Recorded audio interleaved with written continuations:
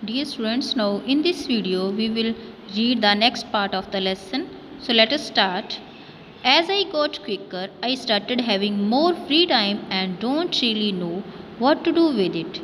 अब जो ऑथर है वो ये कहता है कि जैसे ही मैं किसी भी काम को करने के लिए हैप्चुअल हो गया था और मैं कोई भी काम जल्दी से कर लेता था, as I got quicker I started having more free time, तब उसके पास कितना ही फ्री टाइम बच जाता था. Please dad, is there anything else you need help with. कहते कि अब वो कहता है कि प्लीज़ डैड, अगर कोई और वर्क है करने के लिए तो मुझे बताओ. I am willing to do anything, just lay it on me. कहते मैं किसी भी काम को करने के लिए विलिंग हूँ, आप मुझ पे ये काम छोड़ सकते हो. गिव मी मोर कोर्स, मुझे और ज़्यादा काम दीजिए. I remember pleading with dad. कहते मुझे बड़ी अच्छी तरह से याद है कि किस तरह से मैं डैड से प्लीड करता था, उनके आगे विनती करता था. I was obsessed. Any free time I had I wanted to fill it with more work and more money. मैं इस चीज़ के लिए आदी हो गया था, या ऐसा वो कह सकती है कि मेरे सिर पे इस बात का जुनून सवार था. Any free time I had, कि जो भी फ्री टाइम मेरे पास है, I wanted to fill it with more work, मुझे उसे और ज़्यादा काम के साथ फिल करना था. एंड मोर मनी, और ज़्यादा पैसे जो है वो अर्न करने थे. Since the summer break was almost over, हालांकि जो उसकी समर ब्रेक है वो ओवर होने वाली थी. And I knew I would have less time once I started going to school again. और वो ये जानता था कि उसके पास बहुत कम समय रह जाएगा जब उसने एक बार से दोबारा स्कूल में जाना शुरू कर दिया तो. So I wanted to work as much as possible during the break. इसलिए मैं चाहता था कि मैं और ज़्यादा वर्क करूँ जितना भी पॉसिबल हो सके. तो बेटा जो ऑथर है ना, वंदना लनियल, वो और ज़्यादा वर्क करना चाहती थी, because at that time she was obsessed to do more work and to earn more money. Right? Now let us proceed. It took me a few months, but I eventually saved up enough to buy myself the Bell computer. अब वंदना लनियल को ये काम करते हुए कितने month हो गए थे. आई eventually saved up enough two by, enough होता है बहुत ज़्यादा. अब उसने बहुत ज़्यादा मनी जो है वो बेल कंप्यूटर के लिए इकट्ठी कर ली थी, because she wanted two by the new Bell computer because in it there are so many new features. It was a week before my birthday and I went to the Bell center to place an order. अब वो बता रही है कि एक week before की बात है उसके बर्थडे की, जब वो बेल सेंटर में एक ऑर्डर प्लेस करने के लिए गई बेल कंप्यूटर का.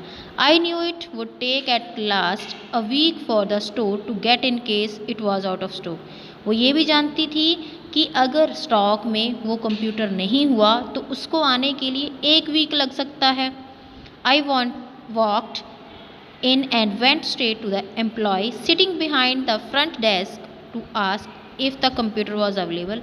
अब वो चलकर सीधे उस एम्प्लॉय के पास गई जो सामने डेस्क के ऊपर बैठा था, as if computer was available, और उसने उससे पूछा कि क्या ये कंप्यूटर अवेलेबल है. Oh, you don't need to buy that one. We have another one coming out soon. अब उस एम्प्लॉय ने उसको रिप्लाई किया, oh you don't need to buy that one, कि तुम्हें इसकी ज़रूरत नहीं है खरीदने की. We have another one coming out soon. हमारे पास अभी coming soon जो है वो अभी जल्दी ही एक और नया कंप्यूटर आ रहा है. It is even faster and has double the storage, he said. अब उसने कहा कि ये जो कंप्यूटर नया आने वाला है,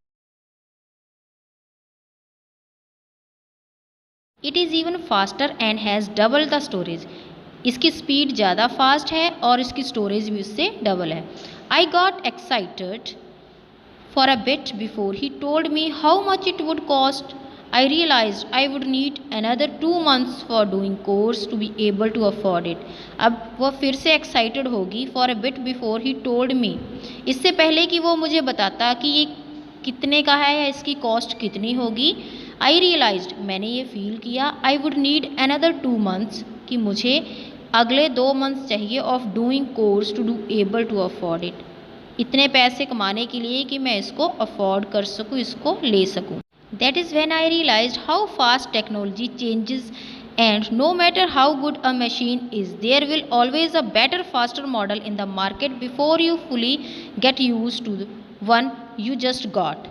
अब कहती है कि अब उसे रियलाइज़ हुआ कि किस तरह से कितनी फास्ट वे में टेक्नोलॉजी चेंज होती है, and no matter how good a machine is, और उसको इस बात से कोई मैटर नहीं होता है कि कोई भी मशीन जो वो कितनी अच्छी है।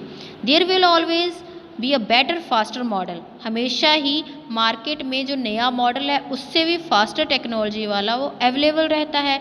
You fully get use to the one you just got, चाहे आपने वो वाला कंप्यूटर या कोई भी मशीन जो आपने यूज़ की है या नहीं की है, उसका फुली वे में आपने यूज़ किया है नहीं किया है, बिफोर इट कोई ना कोई जो न्यू मॉडल है वो मार्केट में अवेलेबल रहता है।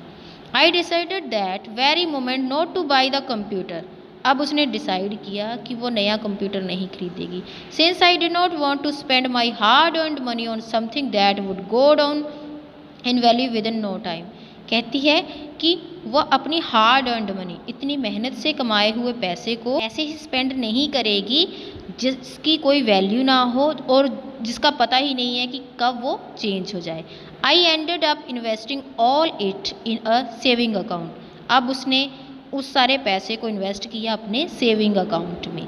This is how I learn the value of money, कहती है कि इस वे में उसको वैल्यू ऑफ मनी पता चली, पैसे का उसको महत्व पता चल गया। ओके स्टूडेंट्स, तो बेटा देखो कि किस तरह से वंदना लनियल ने हाउस होल्ड कोर्स करके जो है वो पैसा अर्न किया, and when she learn the value of money she deposit all the money in her bank account. Okay, तो बेटा इसी तरह से उसे इस बात की भी समझ आ गई कि जो भी टेक्नोलॉजी हम यूज़ कर रहे हैं, चाहे उसका हमने फुली यूज़ किया है या नहीं किया है, उसके कुछ ही समय के बाद जो है वो न्यू टेक्नोलॉजी मार्केट में अवेलेबल हो जाती है, right. So students, I hope you will all understood about the lesson, okay? But for better understanding, watch the videos very carefully. Thank you.